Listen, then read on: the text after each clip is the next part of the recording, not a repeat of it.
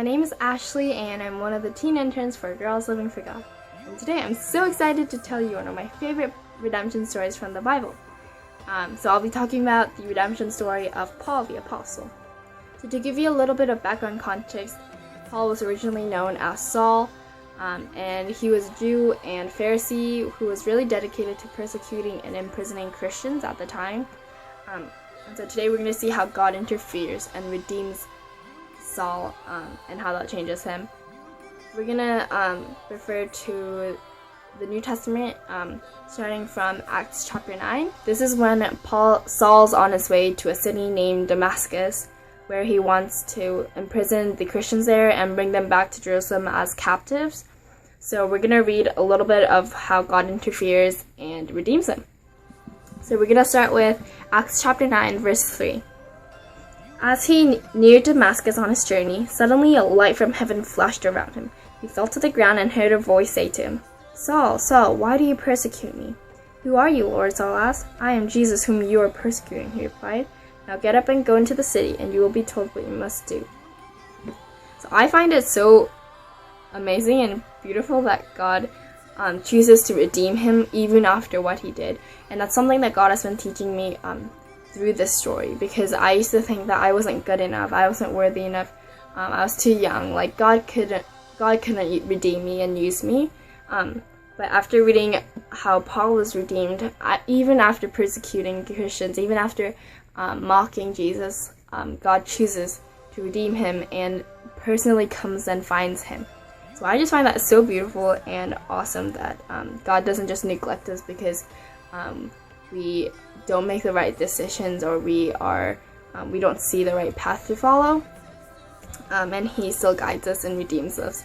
So yeah, like that's the good news. So I brought this little cute eye covering mask thingy, and like I'll explain how this relates to the story, but I feel like this is a really cool representation of Paul's redemption. So, starting with where we left off, Saul was so firm in believing that his decisions and actions were justified and right. He thought that what he was doing was completely right. So he was kind of under this eye covering thing, which you use when you want the light to not get in. Like I use it when I want to sleep and the lights are on or something, and this kind of covers out all the light, so it's completely dark inside. So yeah, so I feel like that's kind of the state Paul is in, and before, like but after God comes and finds him and redeems him, like God kind of like takes off this mask for him and he's able to see the truth in the light, that Jesus is the Messiah. And also if you read the rest of chapter 9, it says that something like scales fell from his eye. So I was like, whoa, like he could literally just like take off the mask. It's like scales coming off. I just found that really cool that it kind of connected together. And so now I want to ask you a few questions, and feel free to comment down below or to share them with us.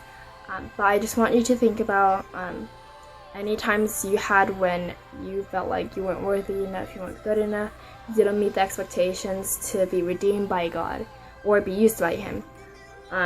Or if you know anyone else who has struggled with this, and think about that. And also, one step further, I want to challenge you guys to reach out to just at least one person in your life. It could be like a simple encouraging message or a Bible verse, or just something like a quick talk when you guys like run into each other. But I wanted to speak some life into them, or something that can just help them peek a little bit outside their blindness / darkness, and just see kind of a glimpse of God's light and his love for us, and just let them know that he wants to redeem us. Yeah, who knows, God could be using you through this challenge to just spark other people's interests and help them see a little bit outside their mask. So if you guys want to read the rest of Paul's redemption story and his ministry onward, you can check out the New Testament starting from Acts chapter 9 and onwards. And if you want to see more Princess Project videos, vlogs, and other stories of redemption, you can check them out at girlslivingforgod.com. Thanks for watching! Give me your heart, give me your soul, sing it with